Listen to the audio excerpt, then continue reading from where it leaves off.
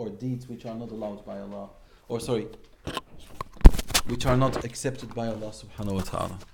So today the majority of Muslims, they make their own cocktail. So if you ask yourself now, why do I pray the way that I pray? Why do I fast the way that I fast? Why do I get married the way I got married? Why? Are my contracts okay? Are my financial transactions okay? Are my agreements okay? Is my buying and selling okay? So at the end of the day, you will actually not know whether you are living in a gray zone of doubts or whether you are living the clear-cut halal or you are actually living in a clear-cut haram, but you just don't see it. And fiqh will help us to get rid of that gray zone in our lives. It has never, ever been a way of the Muslimin to study fiqh on their own. That is not the methodology of the Muslimin. It has never been. It is today.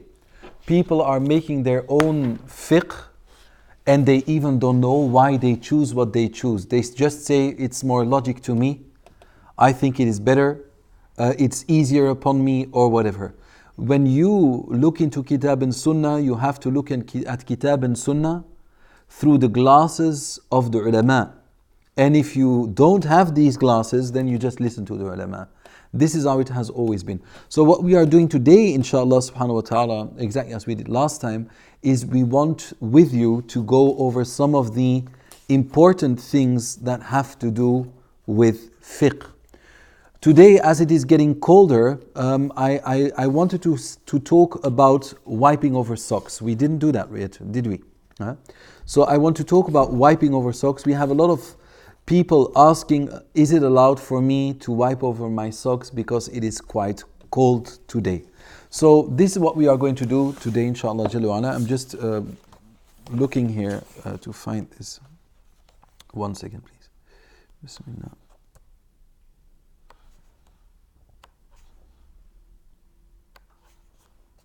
Yes.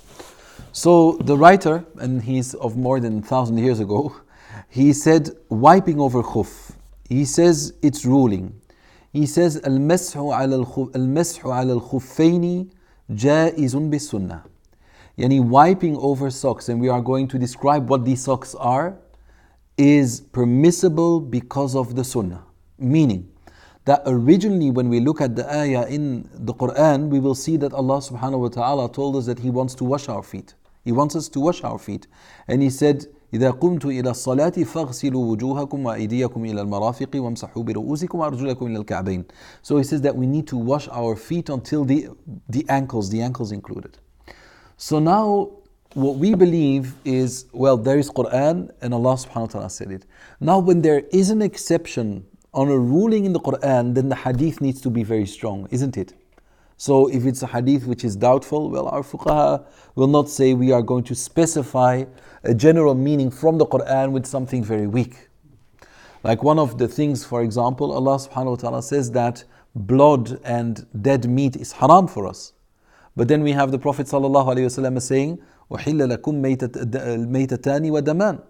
He said two dead sorts of meat are allowed for you, and two kinds of blood are allowed for you. And then we saw that the Prophet ﷺ allowed us to eat the grasshopper and what?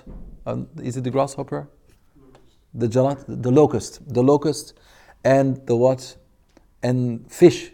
So you see that when you find a dead fish, you can eat it as long as it's not swollen and this and that, because then you will what? You might become sick. But anyway, if you are going to see now, the Prophet ﷺ gave an exception on a rule.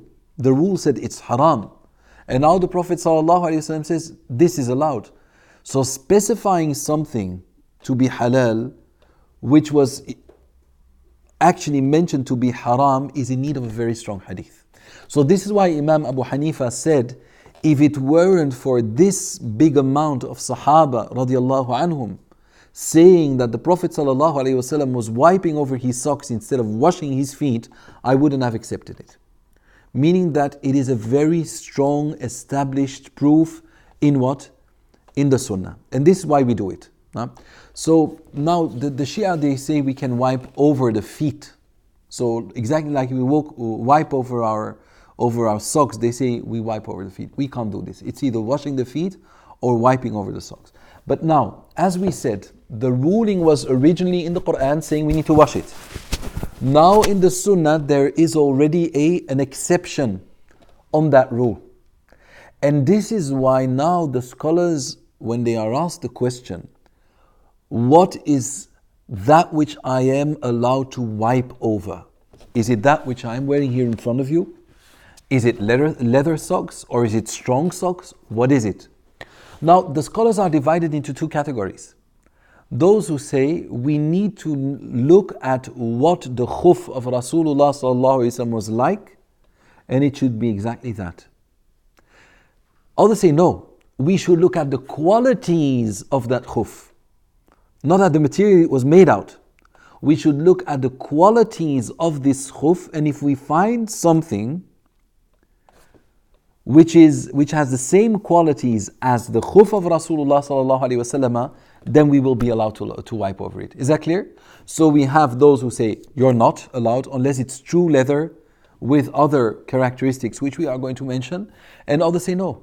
As long as this khuf has the same qualities as the khuf of Rasulullah sallallahu alaihi wasallam, then you're allowed to wipe over it. So let's have a look at the khuf of Rasulullah sallallahu alaihi wasallam, at the qualities. It was made out of leather, but what were the other qualities? One was able to walk on them.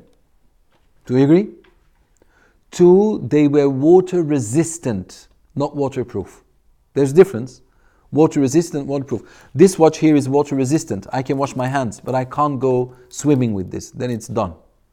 So water resistant means that whenever there is a drop of water that falls down on the material, it isn't absorbed by the material immediately. Like immediately when it drops down, it goes to your what? To your skin underneath. So this is two. Three, it would be made to fit the foot. It is not something like a bag. I have a leather bag, now I'm going to put my foot in that leather bag. It was made to fit the foot. Then four, there were no external means needed to hold it, to keep it to the foot. I'm sorry, sometimes my English. Huh?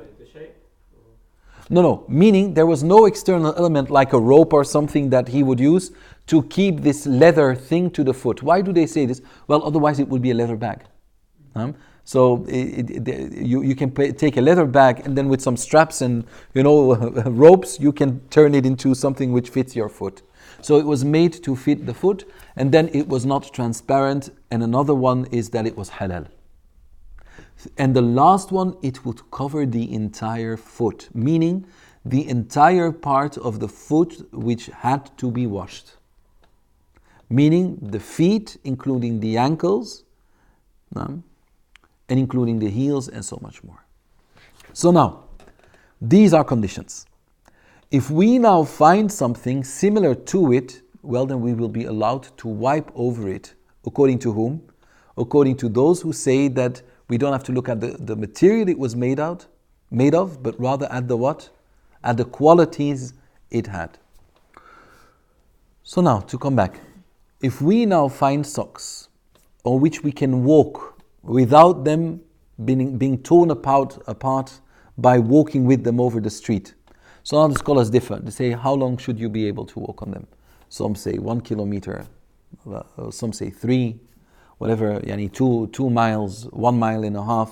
And these are just estimates, right? To show you like you should be able to walk a bit on them without actually what?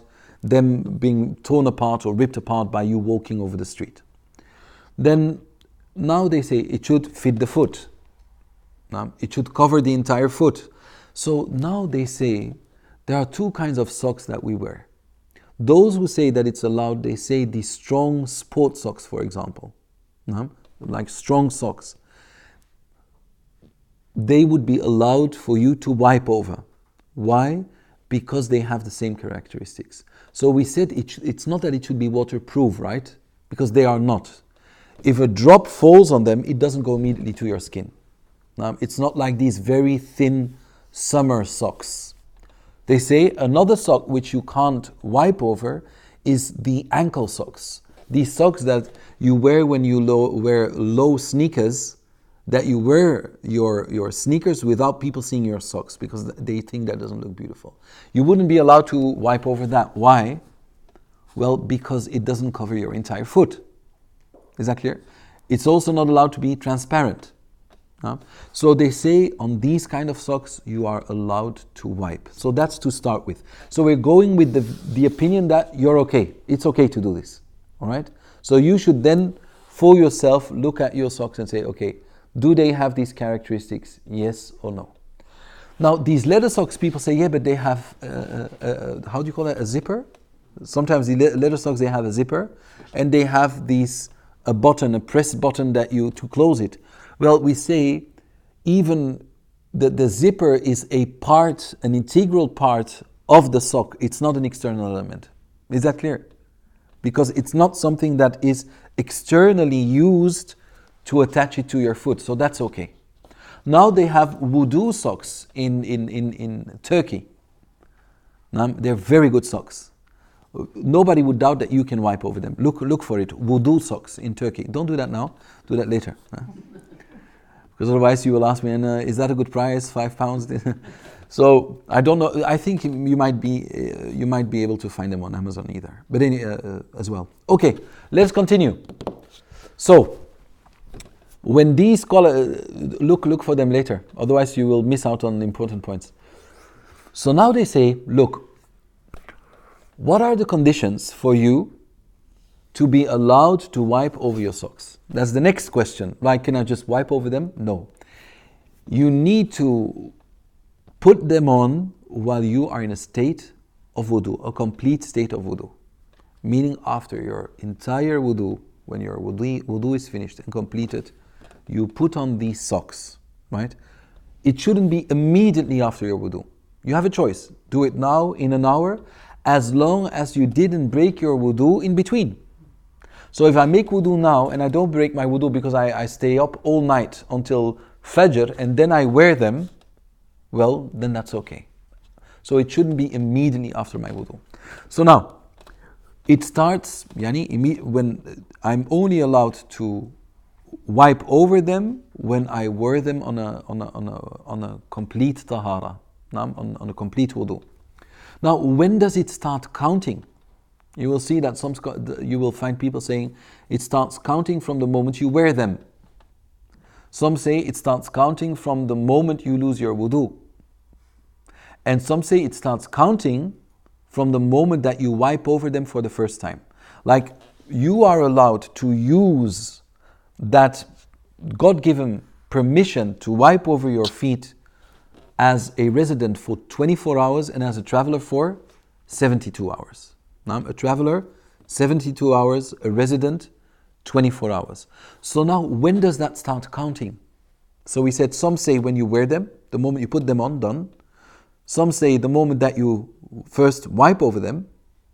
And others say when you lose your wudu.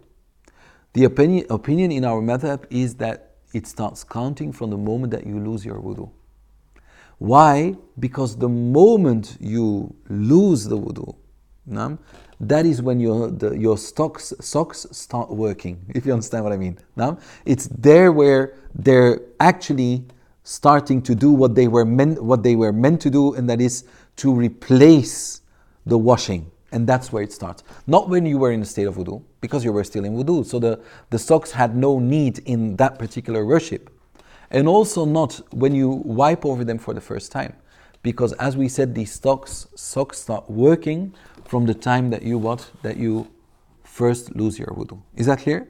So that's 24 hours for a resident and 72 hours for a traveler. We agree on all these points for the moment? Okay. About the 72 hours, our scholars differ. What do I mean they differ within the madhab? Let us say you live somewhere in Afghanistan, where it's very, very cold. Or you want to climb the Mount Everest, and you're at 6,500 meters, let's say 7,000 meters, can hardly breathe. Now they say, okay, take your socks off, it has been 72 hours. Well, you're going to lose your feet. Then soon you have no socks to wipe over and you have no feet to wipe over. It's done. So now our scholars say when you are in extreme situations, then you are allowed to wipe over your socks for longer than 72 hours. But that's in extreme situations where you know that if you were to take off your socks, that your body would be damaged. Then Allah subhanahu wa ta'ala doesn't want you to do this. Right? But in other madahib, like the Imam Ahmed rahimahullah, he doesn't define how long. He says, it's as you choose yourself. 72 hours, 24 hours, resident, traveler, whatever. But we are explaining the Hanafi madhab. Okay, so did we agreed on that point?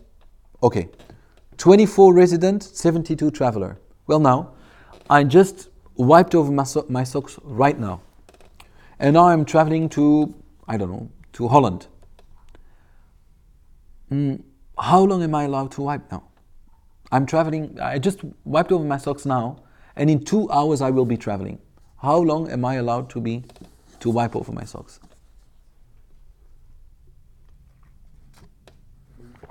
3 days after the 2 hours. 3 days after the 2 hours. So you're saying 74 hours. No. 2 hours. You said you're traveling. Yeah, so that's when it begins. Oh, have you wiped it at that time? Yeah. I wiped it right now. Let's say it's 8. I just wiped over my socks right now, and I'm traveling at 10. Yeah, 3 days at 8. 3 days at 8. Yeah. Okay, that's you. Somebody else? It was 72 hours from when you break the wudu, when you're traveling. No, Habibi, from the first time you wiped over your socks, that we agreed upon already, right? Okay, but now I'm not a traveler, I just wiped over my socks. And as a non-traveler, I have 24 hours. As a traveler, I have 72. So I wipe over my socks now, but I will be traveling in 2 hours. So how many hours am I now allowed to wipe over my socks? Is it 22? Is it 72? What is it? 72. 72? Everybody agrees? Who wants more? Who wants less? Done. Yes, 72. But the 72, when I start traveling, I will deduct 2. I will reduce it by 2 hours because I already had my socks on for 2 hours after wiping over them. So when I then travel, I'm not going to say I can only wipe for 24 hours because I started as a resident. No. So now if I worn them for 24 hours after wiping for the first time, like 23 hours and 59 minutes, and then I travel, I still have 48 hours and 1 minute. Is that clear? So that's how it works when I start as a resident. But the other way around, I now am a traveler, and I traveled for 25 hours, and now I arrive at home. What now? I'm in a state of wudu, right? I'm in a state of wudu, and I arrive at home. What now? As a traveler, I traveled 25 hours while wiping over my socks, and now I come home. How many hours are left now? So you stop being a traveler. Huh? You stop being a traveler. I stop being a traveler. Okay. Is now my wudu, entire wudu, invalid? Yes? No. The only part which was not in a state of wudu were my feet now. Because remember, I made my wudu and wiped over my socks, and I came home while I was in a state of wudu. So now, why should my hands, my face, my head, the state of their wudu be annulled just because my feet now, as I became a resident, are not in state of wudu? So, in the Hanafi fiqh we say, you take off your socks, you wash your feet, and you're okay. You don't have to repeat the entire wudu because you were in a state of wudu. It was only now the working of your socks which ended, so take them off and wash your feet. Is that clear? So that's on your way back. You know, as a non-Muslim, if you were to come here and hear us talk about socks, that would be very strange. Yeah, taking socks on, taking them off, yes. You would say, just leave me alone with my socks. So, alhamdulillah. Okay, that's clear as well? MashaAllah, good. Now, taking your socks off will invalidate your wudu. They invalidate the legitimacy of wiping over your socks. So now, let me say that I am someone who likes to play with his socks. So I'm sitting here and I'm showing you. Everybody see this? Okay, and I'm scratching, and I go like this. Okay, I'm going to show it here that the sisters there can see it as well. So when my sock now, can everybody see it? Try to come here more. So when my sock comes here, then I can no longer wipe over my socks. Why? They say the moment that your sock has come so low that you can't walk on it anymore, then you will not be allowed to wash. Now because it's here, but look, this is how it is, right? Okay, so then you're no longer allowed. Is it just like this, the ankle which is exposed because I'm scratching, then there is no problem. Is that clear? Yeah. It is from the moment that it was removed or uncover the part of my foot in such a way that I wouldn't be able to walk on these socks anymore, that my wudu would be, or that the legitimacy of wiping over my socks will be invalidated. So then either I have to immediately wash my feet, or not immediately, or I have to wash my feet before I break my wudu. Is that clear? Good. Now, next question. We said that it should cover the entire foot, but sometimes you have holes in your socks. Now, you have holes in your socks. So, is that a problem? They say when the holes in your sock are as large as 3 of your small toes,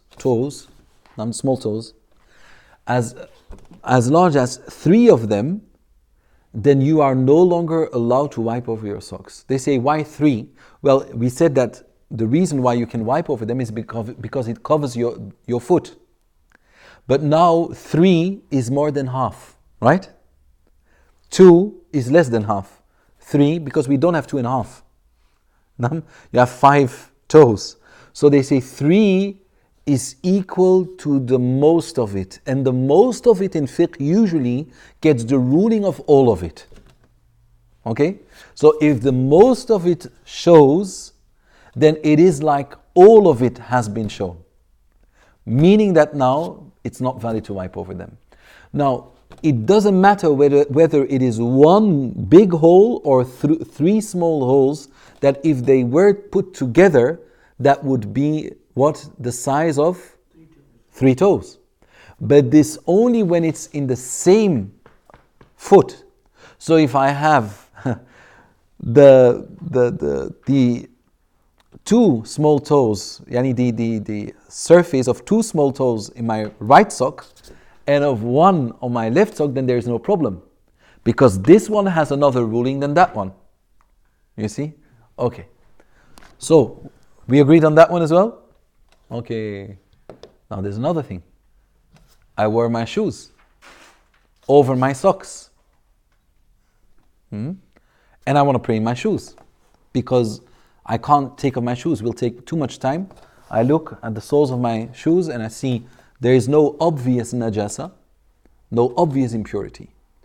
Like we say that if there is no obvious impurity, then in fiqh we don't go by waswasa. We don't go by, how would we say waswasa? Let us say doubts. Okay, we don't go by waswasa, we go by certitude.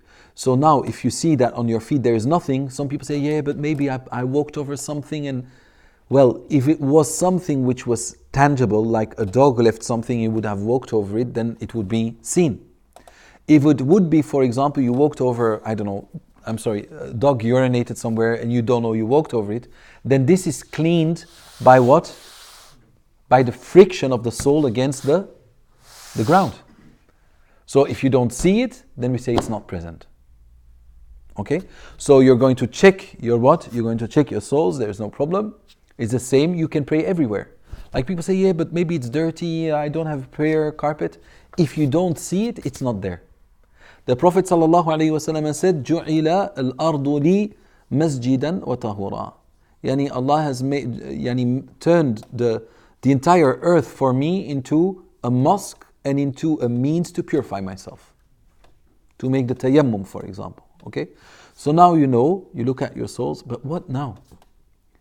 Like, there are two things. Either your shoes cover your feet all the way up to the ankles, or either they don't. If they don't, you have to remove them and wipe over your socks. Because they now do not replace what? Your foot. Why? Because they don't cover the entire surface which needs to be washed during the wudu. If you wear timberlands, for example, high timberlands, then you can. As long as you put them on when you were in a state of wudu, and that you wiped over your socks, or you didn't wipe over your socks, but you put your socks on while you were in a wudu, and you didn't break your wudu before putting on the shoes. But if now I broke my wudu and I have socks on, I didn't wipe over them, and then I put shoes over them, but that cover everything as well, am I now allowed to wipe over the outer layer? Yes or no? I am. Yes. Not. No or yes? No. Only when both of them were put on when you were in a pure state. Is that clear? But some might differ here. They say that the inner layer and the outer layer turned into one because they are both needed. Meaning that if you wear certain kind of socks, then on the inside, sometimes you have this soft, like on the outside they look like this, but on the inside they have something which looks like fur. You see? So that are actually two layers because it are two different kinds of tissue, of material. So here they would say that it's the same. And this is why some of the scholars would say that there is no difference between that and putting on your socks after your wudu, not having wiped over them, and then putting on your shoes and then wiping over them. Why? Because these two materials actually look like they turned into one. But we will go by what? By no, it's not allowed. If you did not wipe over the socks while you were in a state of wudu, then it needs to be wiped over. Because they replaced in first instance what? Washing your feet. Is that clear? Or isn't it clear? Is it clear? Sure? Okay. I'm going to ask questions later on. Yes, sorry. Yes. Can you show how to wipe socks? The method of wiping. Of course, we are not there yet. We are going. Sorry. All the class is about wiping over socks. The entire class. Now, the question, are we allowed now, because we are allowed to wipe over our socks, are we now allowed to wipe over our gloves? Why? Why are you making it difficult for the ummah? Why not? Well, you still got the elbows left exposed. I'm thinking you would have to move the gloves and do the elbows. Okay. Yes? Were gloves worn by the Prophet sallallahu alaihi wasallam? Well, even if, for example, they were worn by the Prophet alaihi wasallam, we are in need of a proof that he would have wiped over them, because washing in the feet and the hands is mentioned in the Quran. So the only one who can give an exception here on the rule is the Prophet sallallahu alaihi wasallam, because we can't practice analogy on something which is already an exception on that which is in the Quran. Does that make sense? Like the exception on the washing was given by the Prophet ﷺ, we now cannot do qiyas on it, because then we're too far away from the source. Yeah? Yes? If you were able to wipe on it, how can you wipe on it? Yes. Even if you were to be able, yes. But let us say that you would be able, you're not allowed. You're just not allowed. So you have to wash your hands anyway, your hands until your elbows. So you need to wash them. Now, that's the next question. Is a woman allowed to wipe over her hijab? Like she's in public, she can't take off her hijab. Is she now allowed to wipe over the hijab based on the hadith where the Prophet ﷺ wiped over his imama? What are you going to do with this? In the Hanafi fiqh, no. What you need to know is the Prophet ﷺ wiped over his imama, but also over his forehead. And wiping over the forehead was the wudu, and the continuation was the habit. Is that clear? So he didn't wipe over the imama, over his turban or hat, because it was a continuation of wudu. And this is why we understand that the forehead or a fourth of the head is sufficient. Is that clear? So now, but we find in some fiqh books that some women would wipe over their hijab. But when you are going to do research, you will find that they were two hijabs. One hijab was like a net. We say a net like, yes? So it was like a net, meaning that the hair would be touched if she would wipe over it. And this is the inner hijab that they were talking about. They were not talking about the khimar. They were not talking about the khimar. They were talking about this which she would use to keep her hair together, for example. So no, you can't wipe over the hijab. But what we said, and when I say we, it's not the plural me, right? It's we as a whole. So what we said was that in this case, where a woman might find it difficult to perform wudu in a public space, then we said then she can go by the Shafi'i fiqh even if she's a Hanafi. But then the entire wudu should be according to the Shafi'iyah. You can't just do this here and not do the rest, right? So then you need the intention as well and other things. So, and then you can just, as a woman, you can just go like this, up, done. You have your wudu, you just go, Bismillah, done. Is that clear? Now you can also say, yeah, but what about the arms then? Because the arms are out as well. So now the arms is very quickly, right? It's not, and then we have different gradings of awra for men and women. You have the awra al-mukhaffafa, you have the awra al-mughallada, you have the major awra, the minor awra, and that which is in between. You see? And even in fiqh, which we are going to see when you pray, if either one of these awrat is uncovered, well, we are going to act accordingly. Some of the things can like annul your prayer, other things just require from you to rectify it, you see? All according to which degree this awra is a part of. Okay? Okay, do we have any questions about what we have said? So I will show you how to wipe. Yes? So, regarding shoes, if you're in a forest and you step on mud, yes. Does that mud count as impurity? No. There's a difference in the Shara between that which we consider to be impure and that which we consider to be filthy or dirty, dirt, like mud and so forth. Well, if you're muddy, if there's mud on your clothes, for example, and you don't have anything else to wear, because from an adab point of view, from respect point of view, it would be better to wear something else. For example, if you would be able to, when there's dirt on you or whatever. But this dirt is not impure. Okay, dirt is not impure. Unless it is defined by the Sharia as being impure. And we are going to look at the impurities according to the Sharia. Okay, so no, there's no problem. So if there is dirt on it or grass or whatever, you can just wipe over them. That's no problem. Yeah. Somebody else? Nobody? Okay, what goes through your mind when you go over fiqh? What goes through your mind? For me, it's practicality. Practicality. In today's world. Mm-hmm. So, when traveling 72 hours with wiping would quite difficult. Without wiping or with wiping? With wiping. Why would wiping making? No, because if you're traveling within 72 hours, there would never be an opportunity. You'd always have an opportunity to do wudu properly. Yes. So there would be no need for you to carry that wudu for 72 hours by wiping your feet. In my opinion.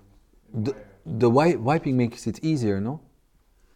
But wiping, if you're in a hotel room and why not just take your socks off and do your wudu? Because you don't have to. No, it's not about what you think. It's about the fiqh. And the fiqh is not decided by you nor by me. But isn't it better? No, it's not better. If you have the opportunity, is it not better? It's both sunnah, so how can you say that this is better than that? But then what should you then? Okay, Should you wipe then? Not should. Better. If you're in a state of wudu and you have your socks on, practice the sunnah. And if you don't have them on, don't put them on and wipe over them. But then what? Then you just pray barefooted. Like in the hadith, because you are going by your own opinion, right? But then I give you a hadith where the Prophet ﷺ, one of the companions, came with some water to the Prophet ﷺ. So he was able to perform wudu, right? And then he wanted to take off the socks of the Prophet ﷺ. And he said, دَعْهُمَا فَإِنِّي أَدْخَلْتُهُمَا طَاهِرَتَيْن. He said, leave the socks on because I have worn them when I was in a state of wudu. So now the Prophet ﷺ could have said, I'm going to take them off and wash my feet. But he said, I'm going to leave them on because I put them on when I was in a state of wudu. And now I'm going to wipe over them. So this is the Prophet ﷺ doing this without any obvious reason. Because this facilitation from Allah subhanahu wa ta'ala, the facility is not always there because there is a difficult thing going on. The facility is there because Allah likes to make it easy for us. And Allah says, يُرِيدُ اللَّهُ بِكُمُ الْيُسْرِ. Allah wants ease for you. Practically then, I guess, Yes. like for example, it's winter now. Yes. So when you wake up in the morning, you do your wudu and pray your fajr, etc. Yes. Put your socks on and you don't take Yes. them off till you come home. Yes. Till the evening time. Yes. So should it be better practice Mm-hmm. to actually wear socks which are wipeable Yes. and then wipe throughout the day? Yes. And not only that, very often people complain about Muslims making wudu. And they wetten when there are Muslims somewhere working, you know that. No, I'm sorry, it's true. And who do they then expect to clean it up for them?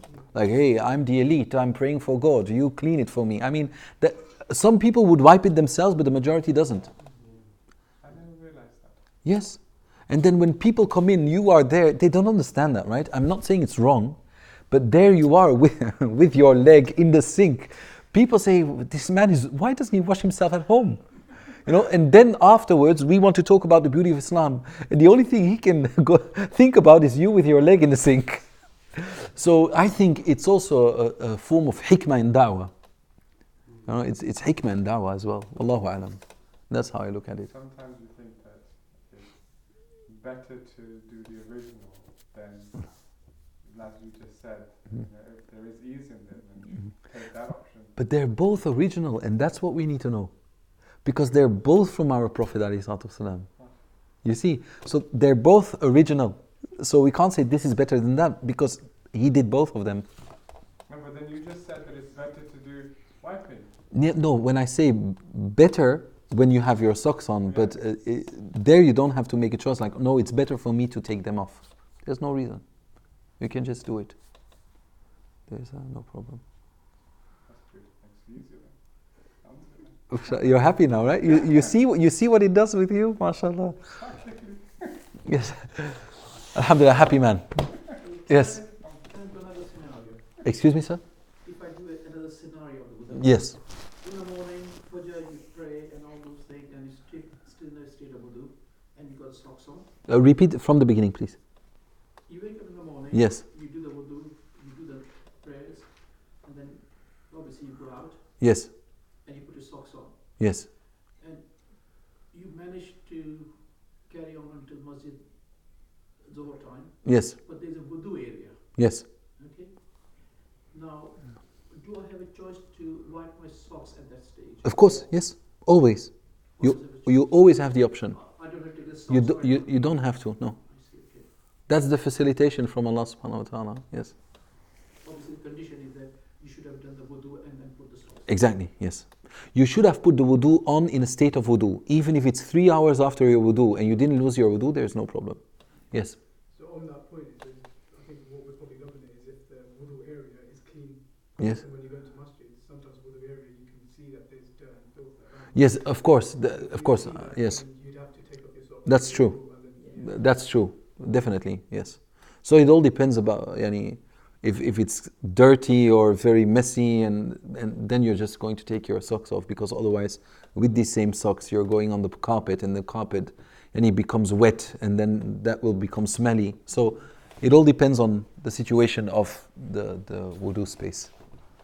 Yes. So I think what's quite interesting is when you were talking about having a workplace where as Muslims we do wudu and have our feet in the sink, that starts touching upon the concept of like we're talking about the concept of adab and the idea of Yes. having good Muslim character, Yes. goes hand in hand with actually practicing the faith. Yes. So making someone else's job easier, not thinking, yeah, I made a mess and someone else is going to come in and clean it up for me. Yes. It's my duty to clean it up because I'm a Muslim. Of course, it's yours. Character. Yes, definitely. So you can't expect people to love you when you turn just a normal toilet at your job into a swimming pool. You know? So it's the same thing with, subhanAllah, like the siwak, right? The siwak, the Prophet ﷺ used to use the siwak. But what you need to know, now we turn the siwak into something holy. The siwak was a toothbrush back in the days, right? So now people say, oh, the sunnah, I love the sunnah. Of course we love the sunnah. But what do? They don't hide their siwak. The Prophet ﷺ wouldn't wear the siwak here. Like it's like going out, Colgate and a toothbrush. You know, no, it's true. And there we are. And then when people, they start brushing their teeth in the mosque or next to you, and then they go, oh yeah, it's sunnah, brother. And you think, subhanAllah, where's the adab? You know, they just start brushing their teeth in front of you. And this is why when you look at Al-Istithkar from Ibn Abdul Barr and other books where the scholars say that when you use your siwak, put your hand in front of your mouth and do it like very gently. And they even say, like Ibn Abdul Barr said, don't do it in the mosque. He said, because when you do it in the mosque, maybe some wood will fall down in the house of Allah subhanahu wa ta'ala. You know? So this is why. And then the other thing is people don't know the sunnah of using a siwak. Aisha radiallahu anha would cut the siwak of Rasulullah sallallahu alayhi wasallam 5 times a day with every salah. Because when it's used, I mean, don't you think that it's not because it's something sunnah that there are no bacteria, that there is nothing. I mean, when you wash it, there are things going on, right? So now, Aisha radiallahu anha, she would, after each prayer of Rasulullah sallallahu alaihi wasallam, she would cut it, then she would chew it, take the wood off, and give it to Rasulullah sallallahu alaihi wasallam. Now, people they use the same siwak without cutting it for 5 days, and then they say, oh, it smells badly. Of course it does. And then they put it in here, and then it's very smelly, it doesn't look nice. And so don't walk with your toothbrush yani in your pockets where people can see it. Okay? So this is also very important. So, but now the question is, like, using the siwak is a sunnah, right? But was the siwak on its own, was that the reason? Was siwak because of the wood it was made from? Or was it because of the effect siwak had on your health? So when the Prophet ﷺ said use the siwak, did he say use it because it's siwak? Or did he say use it meaning this is good for your health?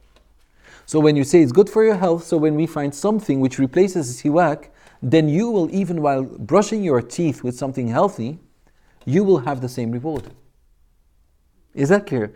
Because the goal behind it was take care of your health. The goal was not hold on to a wooden thing. And now the problem is today, because we as Muslims very often we have an inferiority complex. We try to hold on to these small things to always have the impression that we're still a Muslim. You know, but we forget about the big things. We forget about getting rid of jealousy, hatred. We forget about unity. We forget about praying during the night. But that's siwak.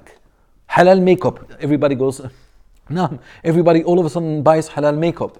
Then halal honeymoon. Oh, halal honeymoon. Halal sauna. Halal everything. So the moment halal is in front of it, 1, it's more expensive. 2, usually it hasn't got the same quality. And 3, people feel that now they are being a good Muslim.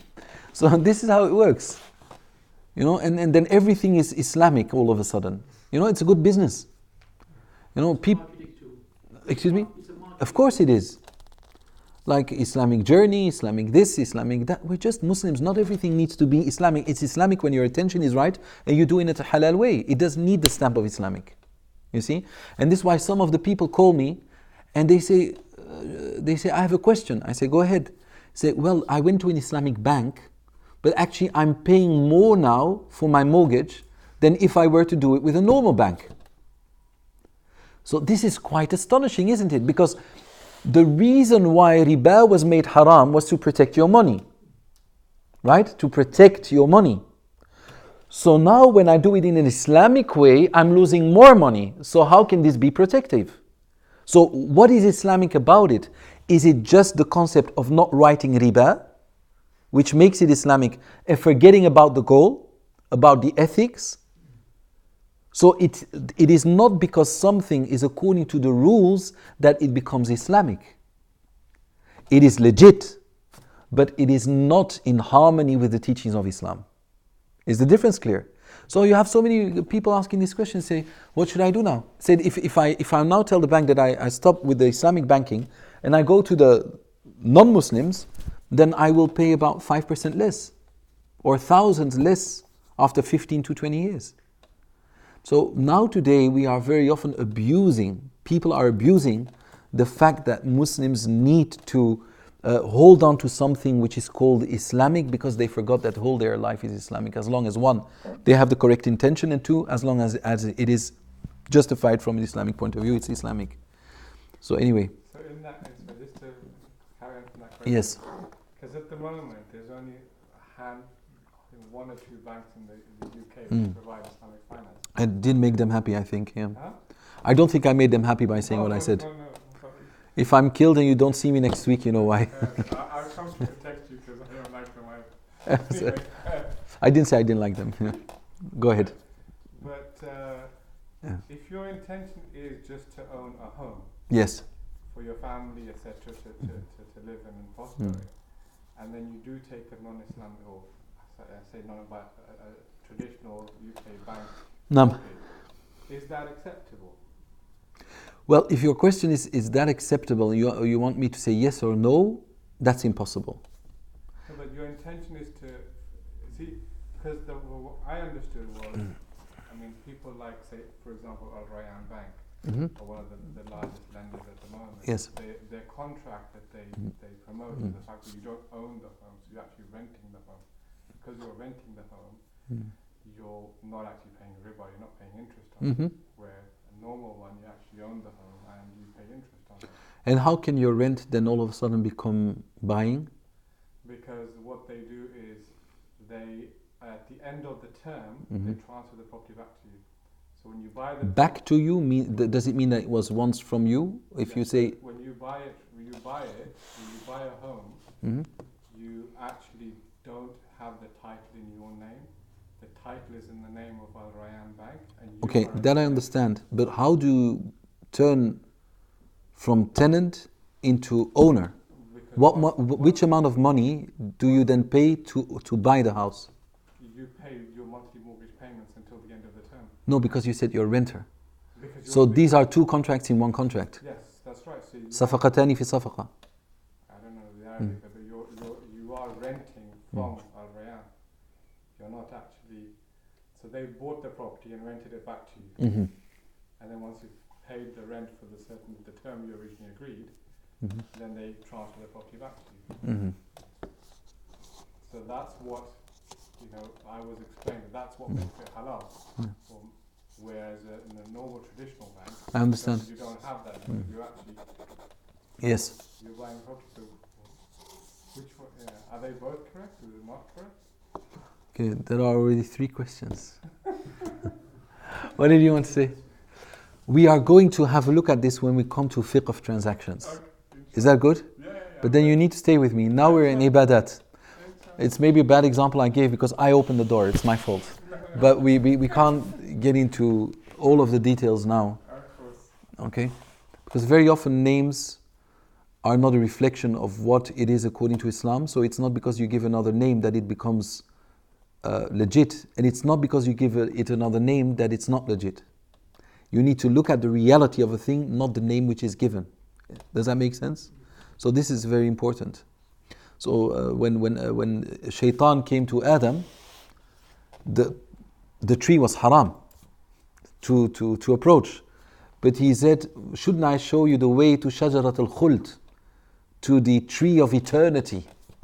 وَمُلْكٍ لَا يَبْلَى, and a kingdom that will never vanish.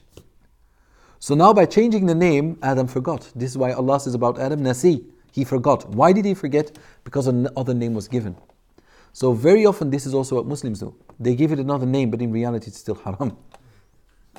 No. But we will get to that, inshallah. Okay, thank you so much. So we have 8 minutes left. I'm going to leave that for questions. Is that good? Yeah, sure. Okay. Bismillah. Yes. If you have two options of doing something and one of them is haram, the other one is better, but it's haram as well. Yeah. Does that make sense? Like, No, it doesn't. Can you, You don't go for either one of them. Can you have less haram? No, like for example, if you're it's to do with riba again. Yeah, Yes. question. For example, if you're taking a loan for university study and you have interest on that, but when you go to a university, you become intellectual and you'll do good things like help the ummah and stuff overall. Yeah, you can do stuff. Here you are not choosing between two harams. Yeah, but no, because if you go and do the riba, that's haram. But if you don't go to university, you could end up in the wrong situation, like somewhere bad. Okay, not to contradict, not to oppose to what you are saying, but it's not because you go to your university that you end up well. No, I'm not saying it that way. I'm just No, I know, but that's what you said. So otherwise you might not end up well. Some people don't go and they end up well. So that's the only thing I want to rectify. But you're not choosing between two evils, actually. Do you understand what I mean? Yeah. Because it's either evil because I don't do it, or either it's evil. You need to give me another example of two harams. Because here there are not two harams. There's only maybe one. Yeah, maybe. Okay, so give me another example. No, that was just my main. Like, let me give an example. I was trying to low-key come to that, come to the transaction question from that. Like drinking beer or whiskey. No. Oh, they're both haram. They're both haram. Whiskey has more influence on you than beer, but you're not allowed to make either choice. They're both as haram in the basis. Now it's both khamr and both are haram. So you're not going to make a choice unless somebody puts a gun on your head and says, you drink or I kill you. Then you are going to choose for the beer and not for the whiskey. Unless it is 5 liters of beer and a half glass of whiskey. You understand what I mean? So in some cases, but these are real examples. You might find it funny, but people in Guantanamo were very often treated in these kind of ways, that they had to make certain kind of choices. And I'm talking about those who were there without being charged, the people who were there innocent, which has been made clear. So I'm talking about these people, they have suffered with these kind of things. They had to make choices between eating pork or drinking wine. What are you going to do? Well, eat pork, not drinking wine. Why? Because eating the pork has no effect on your mind, and drinking wine does. So you're going to choose for that one there, you see? Also, eating pork doesn't lead you to do bad things to other people because you are still a master of yourself. While when you drink, you actually don't know what you are about to do or what you're going to do, putting yourself and others in danger. So this is an example the fuqaha would give between choosing between two harams. He was first. Really? Yes. What is the academic definition in Islam of halal and haram? Because we talk halal, haram, halal, haram. What is the academic definition of these both? Halal and haram. Well, you can say it in a very easy way. Halal is that when you do it, that you won't be punished and Allah won't be angry with you. And haram is that when you do it, that Allah is angry with you and might punish you. How do we know this? Well, by listening to the fuqaha who define that which is legit and which isn't. That's it, yes. We're just building on the alcohol question. So do you know in some situations where your health is quite poor, in some areas, I think it's especially in areas where Muslims live in mountains and in colder areas, there's a sort of culture where they will drink vodka Yes. in order to keep themselves warm. Now, in that situation, is that permissible? I kind of Muslims there who've done that when they get really ill, when they got really like bad flu or cold or whatever. When I first heard of it, I thought it was like, what's going on there? But what's And that's when you first heard of it. that's when I first heard of it. And after that, you became convinced, or it's still? No, Okay. No, it's haram, sir. It's haram. It's quite common. It happens quite a bit. No, it's haram. You can't take a shot of vodka just because you live in Russia. The other question I was going to ask was, Yes. No, it's a good question because people might think this, but it's not allowed. a lot of people actually do it when they are really ill. There's a difference when you're ill, for example, for one reason or the other, and a doctor says this needs to happen or you die. That's something entirely different from, I'm freezing, give me some vodka, if you understand what I mean. So, الأمور تقدر بقدرها. We are going to look at everything separately, and then only experts can make can give an exception on the rule. But the Prophet ﷺ, the basis is that there is no, that we shouldn't look for a cure in haram. That's what our Prophet ﷺ gave. So we believe that there is a halal cure for everything. So when we buy medicine from pharmaceutical companies, Yes. it's often alcohol in that. Yes. So then what's the fix around that? Well, Percentage or? there are different kinds of alcohol. This is what we need to know. Not every alcohol is alcohol. It's about the substance, but it's not wine, it's not whiskey, it's not this. So you need to look at what kind of alcohol it is. Like the same. Chemical name as well. Yes, it's a chemical name, right? So it's not, as I said, because the name is something that it refers to the same reality as we understand from an Islamic point of view. Is that clear? So like alcohol, for example, in perfume, you're not allowed to drink perfume, not because of the alcohol in it, but because it's poison. And even like in rehab centers, they will take away perfume because they will drink it. Not because it's alcohol, but because it can kill them. So the reason why you're not going to drink it is not because of the word alcohol in it, it's because it can kill you, because it's poison. Do you understand? So you need to look at what this alcohol truly is. So if it's something chemical, which doesn't lead to drunkmanship or doesn't make you drunk, even if you would drink liters of it, then you can have it. One more question. Yes. I think in the first session, we were talking about when you wipe over the head, you can't have a layer of something on your head which will invalidate your wudu. But then we've spoken about how in the Shanaricals, how the Prophet used to have perfect oil. No, we spoke about the skin, Okay. of not having a layer on the skin. We didn't speak about the hair. Okay. So the oil actually is absorbed by the hair, it is in the hair, but a layer, a true layer would be like if you really have a layer over your head, then you wouldn't be allowed to do so. But as long as you can get with your fingers to the skin underneath, you can go over your head, but then you can define whether there is a layer or not on your head. Okay. Does that make sense? So I was just wondering in the context of hair gel, how would that? Of what? Hair gel. So when you put hair products. No, that's okay. That's okay. Actually, this is a good point. What if you're actually wearing a sun cream and then do the wudu? If the sun cream is absorbed by the skin, there is no problem. If the sun cream is a layer on your skin, then you can't. And that all depends on the number that you are using. If you wear cream because you want to burn and become very brown, then usually it will be something which is absorbed by the skin. If it is to protect you, then it will be a layer over your skin. But olive oil, for example, is a layer over your skin. So if you cook with olive oil, for example, and it's over your hands, then you need to remove that with soap, because you will feel it yourself that the water doesn't touch the skin then. And that's the same with water-resistant makeup or whatever. Then you need to remove that, otherwise your wudu won't be valid. Is there, for example, if you inadvertently have something on you, and you've done wudu with the intention that Yes. everything's clean, Yes. but maybe there's a small mark or maybe something. If you didn't see it, not before and not afterwards, there is no problem. If you saw it and forgot about it, or you see it when the ibadah is finished, that we see in Bab al-Salah. But if you didn't know, like you prayed and there was something you didn't know, you didn't see it after your ibadah either, then your ibadah is correct. Allah will not punish you for that which you didn't know. But if you knew about it and forgot about it and prayed anyway, then there is a different, that's a different matter. Okay.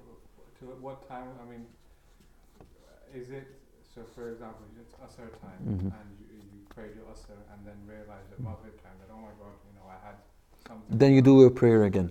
So you do your qada Yeah. then. Then you do qada. You do qada if the prayer time is done. If the prayer time is not done, we call it i'ada.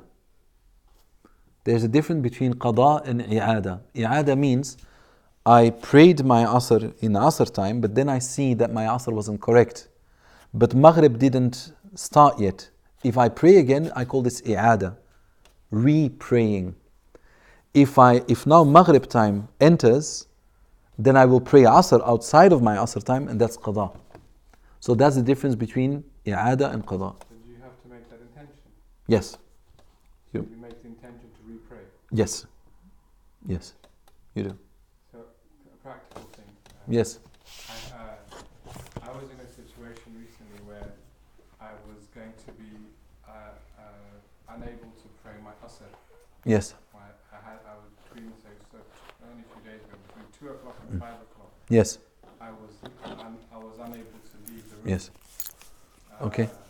So I prayed at the time of Zuhr. Yes. I prayed my Zuhr, and because I knew I would. Yes. Asr came in at Mhm. time about 2:20. Okay. I knew I wouldn't be able to pray. So the question? So my question was that I prayed my Zuhr and my Asr together at the time, Yes. but then I was still in doubt, and then when I got before entering the room, I noticed that Shafi time was 1:55. So at 1:55 I stood up to pray and did my Asr then. As in we prayed the Asr. Do I need to make is that valid in that time period, or is that Problem, I lost you on the way. sorry? Okay. Anyway, did you pray Dhuhr and Asr on time according to Hanafi madhab, yes or no? I prayed Zuhr and Asr together at Zuhr. Okay. Hanafi time hadn't come in. Okay. But when Hanafi time would have come in, I would not have been able to pray. Mm-hmm. But when I noticed Shafi time came in, because it's a bit earlier, then I stood up to pray, because I was able to do that then. Okay. But I re-prayed what I'd already done before. Okay. Is that valid, or would I need to make that qada? I prayed it twice. No, how are you going to make it up? Because then you prayed it 3 times instead of 2. You're asking me, do I have to make it up because I prayed 2? Well, then now you're going to turn it into 3. Your prayer is okay. Were either of those 2 valid? Which one was valid? First one or second one? Or both of them? It all depends. If you say that you follow the Hanafi madhab, then if you pray too early, then your prayer is not valid. Well, yeah. Mm-hmm. Then it wasn't valid then. But then If you pray before time, it's not valid. No. true. Then, but if Shafi'i time had come in and I prayed, We don't go Shafi, Hanafi, Maliki, I know. Hanbali. So then you go by madhab. So either you pray too early and then you need to do qada if you didn't pray it within the time. Khalas, done. okay, so I do need to do the qada. Yes, you need to. Okay. Allah yabarik fi. وصلى الله وسلم على سيدنا محمد وعلى آله وصحبه أجمعين. Sorry for the question. No, that's okay. But I really lost you on the last one. I need to, it's a Sunday, so I want to do